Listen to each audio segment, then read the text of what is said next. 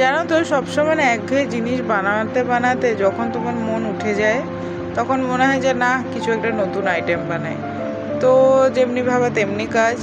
আমি আজকে একটা নতুন টাইপের জিনিস বানাচ্ছি, ট্রাই করছি বলতে পারো। তো গয়নাপত্রের পক্ষ থেকে আমি পিয়ালি কিছু একটা নতুন জিনিস বানাচ্ছি। বেসিক্যালি আমি একটা টেরাকোটা জুয়েলারি বানানোর চেষ্টা করছি।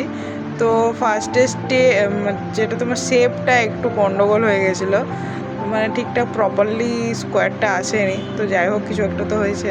তারপরে এটাকে আমি ডিজাইন দিয়ে দিলাম, আর এরপরে আমি মিডিলে যে শেপারগুলো হয় সেটা দিয়ে ফুটো করে নিয়েছি।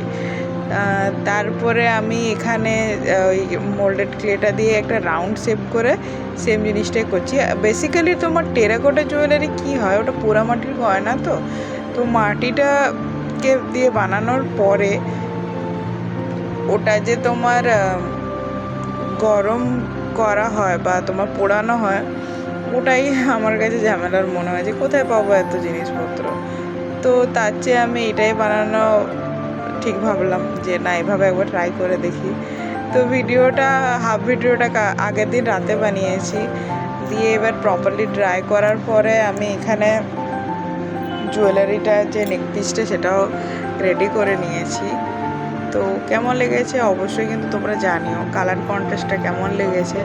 আর ভিডিওতে আমি শুধু হারটা বানিয়েছি সেটা দেখিয়েছি, কানেরটাও আমি পরে বানিয়েছিলাম, সেটা আর দেখানো হয়নি। ভিডিওটা এমনিই লেন্দি হয়ে গেছে, আরও লেন্দি হয়ে যেত। তো এই হচ্ছে আমার পুরো জিনিসটা। তো টেরাকোটার স্টাইলে করার চেষ্টা করেছি। কেমন লেগেছে তোমরা কিন্তু অবশ্যই জানিও। আর জুয়েলারি বানানোর যে কোনো র মেটেরিয়ালস কিন্তু তোমরা আমার কাছে ইজিলি অ্যাভেলেবেল পেয়ে যাবে।